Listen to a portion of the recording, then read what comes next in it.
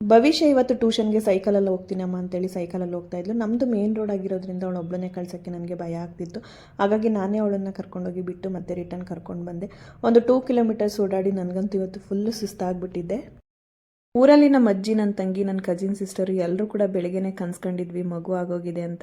ಏನಾಯಿತು ಅಂತೇಳಿ ಫೋನ್ ಮಾಡ್ತಾನೆ ಇದ್ದಾರೆ. ಆದರೆ ಮೊಟ್ಟೆ ಒಳಗಿರೋ ಮಗುಗೂ ಗೊತ್ತಾಗ್ಬಿಟ್ಟಿದೆ, ನಮ್ಮ ಅಕ್ಕ ಎಕ್ಸಾಮ್ ಬರೀತಿದ್ದಾಳೆ, ಎಕ್ಸಾಮ್ ಮುಗಿಸ್ಲಿ ಅಂತೇಳಿ ವೆಯ್ಟ್ ಮಾಡ್ತಾ ಇದೆ.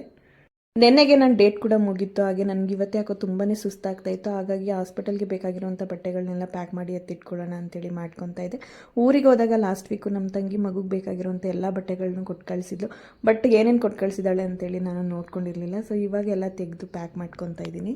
ನಾನು ಯಾವುದು ಹೊಸ ಬಟ್ಟೆಗಳನ್ನ ಶಾಪಿಂದ ತೊಗೊಂಡು ಬಂದಿಲ್ಲ. ನನ್ನ ತಂಗಿನೇ ಮಗುಗೆ ಬೇಕಾಗಿರುವಂಥ ಸ್ವೆಟರ್ಸು, ಟೋಪಿ ಮತ್ತು ಕೈಗೆ ಹಾಕೋದಕ್ಕೆ, ಕಾಲ್ಗೆ ಹಾಕೋದಕ್ಕೆ, ಹಾಗೆ ಶರ್ಟ್ಸು ಪ್ರತಿಯೊಂದನ್ನು ಕೂಡ ಕೊಟ್ಟು ಕಳಿಸಿದ್ದು. ಎಲ್ಲ ನೋಡಿಕೊಂಡು ಪ್ಯಾಕ್ ಮಾಡಿ ಎತ್ತಿಟ್ಕೊಂಡೆ.